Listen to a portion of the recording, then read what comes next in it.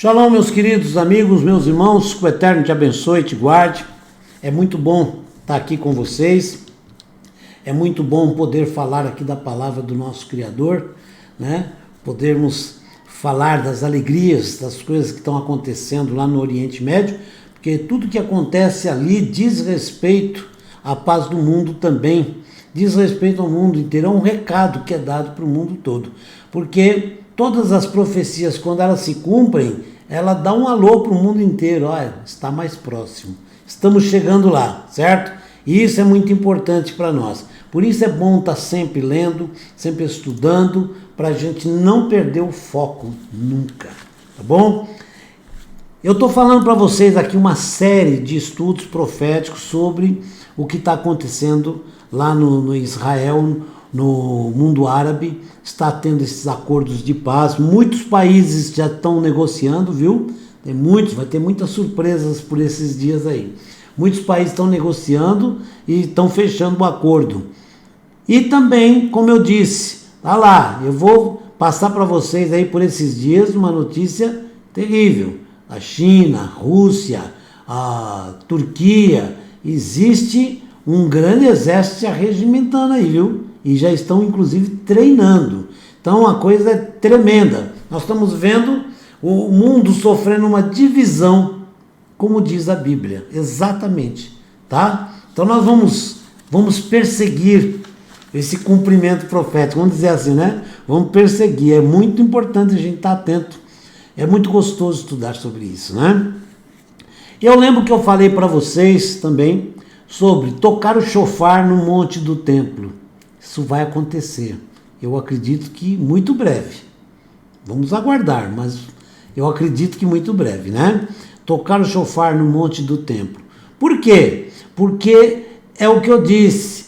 Os judeus hoje, eles só podem orar ali no Muro das Lamentações, que é chamado Cotel, tá? Lá em cima não pode. Judeu não pode orar, inclusive é preso. Tem lei, ele não pode. Por quê? Para não causar atrito com o mundo islâmico ali, né? Que tem a mesquita de Al-Aqsa, certo? E ali em cima o judeu não pode fazer nenhuma manifestação religiosa, inclusive oração. Entendeu? Agora, com esses acordos de paz, já existe indícios de conversações de judeu estar orando ali em cima, junto com os muçulmanos.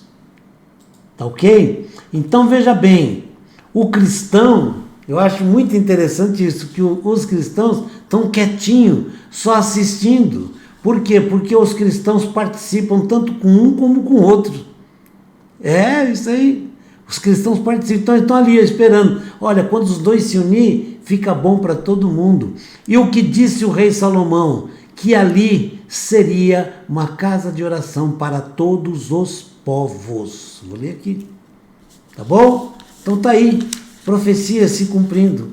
Direto, sem parar. Todos os olhos podem estar voltados para o monte do templo após o acordo dos Emirados Árabes Unidos e Israel e o Bahrein. Parte da justificativa declarada para os acordos era criar maior acesso para todos os muçulmanos para adorar na mesquita de Al-Aqsa. Nem todos os muçulmanos podiam ir a Israel, então estava restrito. Com esse acordo já tem um monte indo e visitar. Agora não por causa da restrição da doença, né? Mas vão visitar os lugares sagrados islâmicos também. Porque é interessante que Israel tem lugares sagrados, né? Principalmente Jerusalém, tanto para muçulmanos como para cristãos e como para judeus. Então, por isso, o que o rei Salomão falou se encaixa perfeitamente, é uma profecia. Será um lugar de adoração para todos os povos do mundo.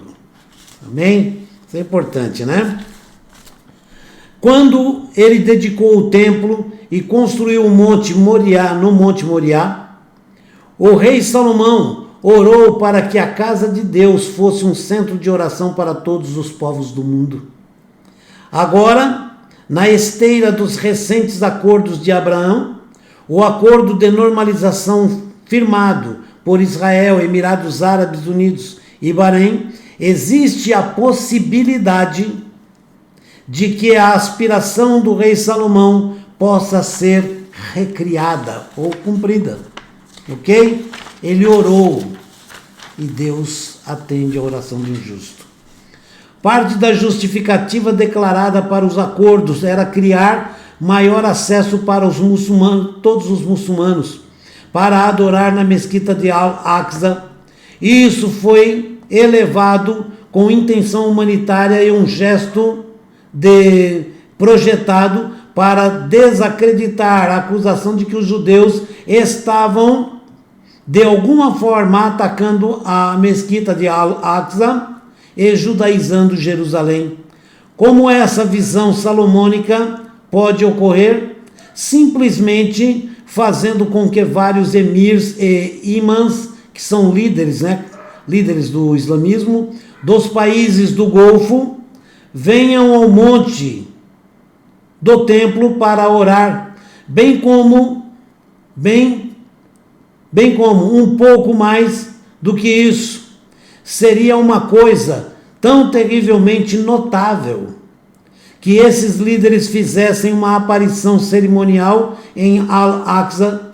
Isso, é claro, seria uma validação da prova dos benefícios para os muçulmanos por entrarem nos acordos.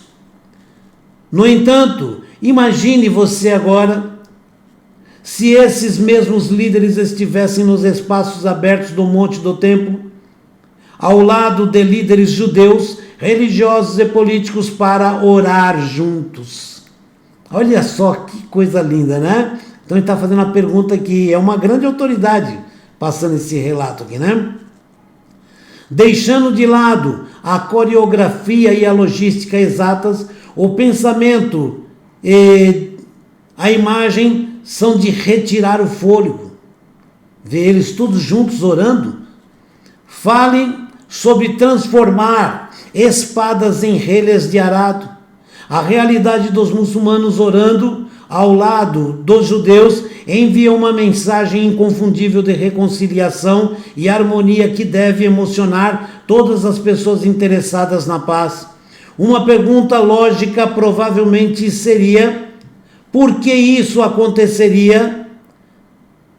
Em primeiro lugar, para responder a isso, devemos, antes de tudo, lembrar que estamos no Oriente Médio, onde poucas coisas são diretas ou como parecem.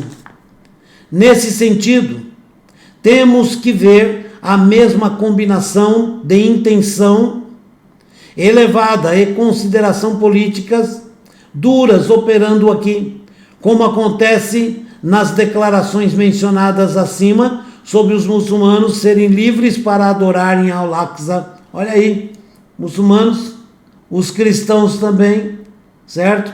Porque também os cristãos vão ali, faz a sua adoração, e os judeus também. Só que um fica num ponto, não deixa o outro subir. O outro que não pode subir não permite que o outro de fora venha. Vocês entenderam? E essa briga está acabando agora. Olha que coisa linda, né? A história mais interessante do ponto de vista histórico diz respeito às motivações dos Emirados Árabes. Aqui estamos lidando com duas políticas teológicas muçulmanas dentro dos muros, né? Que vem acontecendo há mais de 1.300 anos. A questão é a primazia relativa de Meca e Jerusalém para os muçulmanos. Meca é a cidade sagrada para os muçulmanos e Jerusalém é uma cidade sagrada para muçulmanos, para judeus e para cristãos. Legal, né? Então, a questão é essa, né? É bem sabido que Jerusalém nunca é mencionada no Alcorão, que é o livro sagrado islâmico, né?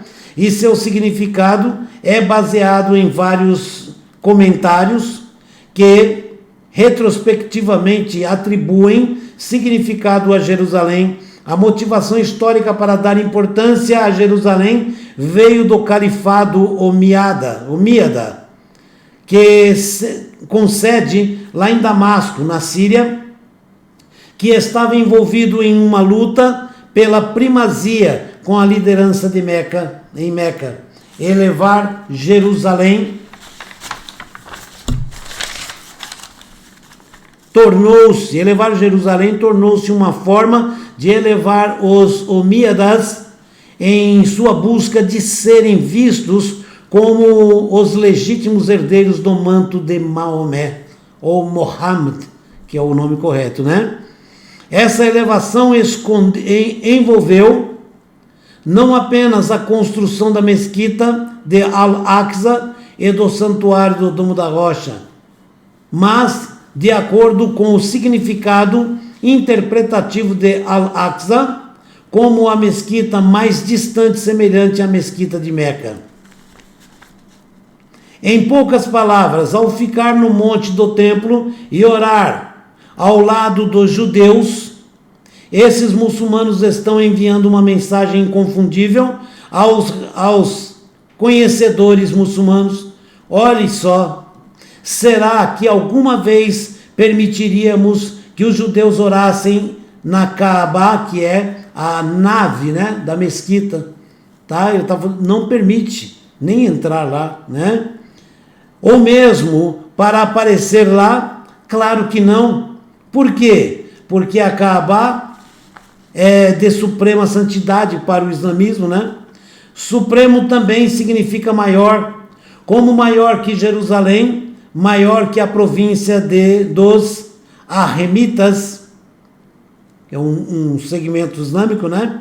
Portanto, a oração interreligiosa não apenas envia uma grande mensagem de tolerância ao mundo, mas também claramente ordena as prioridades teológicas intramuçulmanas. Para os judeus, orar com os muçulmanos, por definição, significa que os próprios judeus estão orando no monte do templo. Olha que visão linda, certo? Juntos, né? Isso desfere um golpe enorme contra o status do exigido e imposto de nenhuma oração judaica no monte do templo. Alguém pensa, porque é o que eu falei, né? Os judeus não podem subir lá, eles só param ali no Muro das Lamentações, né?